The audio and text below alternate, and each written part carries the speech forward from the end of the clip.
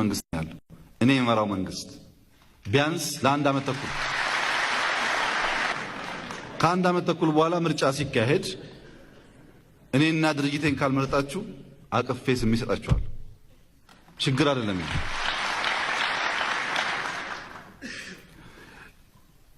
ሌላው ሰው በሐሳብ ልቆ ካሸነፈ ክላሽ አያስፈልገንም። ተቃቅፈን ተቀብሎ የጀመርነው ያስቀጥላል። እኛ ደግሞ ወይ እንታገላለን ወይ እናስተምራለን። ችግር የለውም። ከዚያ በፊት በ3 ወር በ5 ወር መንግስት ሆናለሁ የሚባል ቅዠት ግን ኢትዮጵያ ውስጥ አይሰራም። ቅዠት ነው እሱ።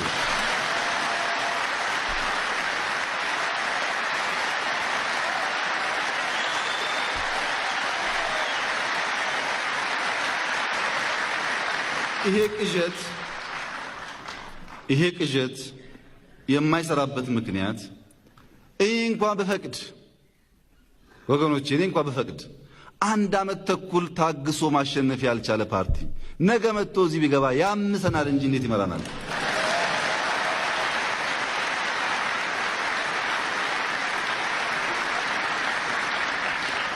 ሀያ ዓመት 30 ዓመት የታገሉ መታገል አይደለም የኢትዮጵያ ምድር መርገጥ ያልቻሉ ሰዎች ይብቃ ብለን ሕግ ቀይረን ባሉበት አናግረን ለምነን አምጥተን ስናበቃ ልንወጋ አይገባንም።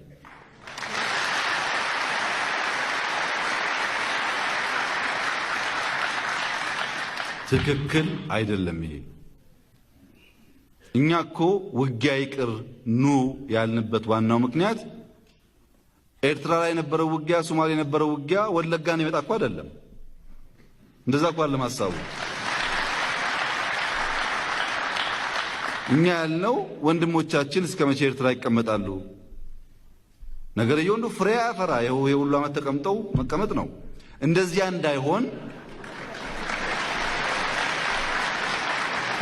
እንዳይሆን ይምጡ ነው ያልነው። ይኸውላችሁ አንድ ነገር መገንዘብ አለባችሁ መምህራን።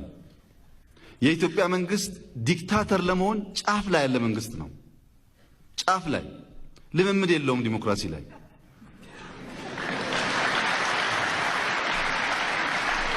እንዲያው ነካ ስታረጉት ቶሎ አዋጅ አውጥቶ ቶሎ በጨፍለቅም ማሰርም ይችላል። ይሄን ታውቁታላችሁ። ይሄ ግፊት ጥሩ አይደለም። እኛ ከእንግዲህ በኋላ ለኢትዮጵያ ዲሞክራሲ ያስፈልጋል ብለን ስለምናምን ብዙ እየሆንን ታግሰናል ከምንናገረው በላይ።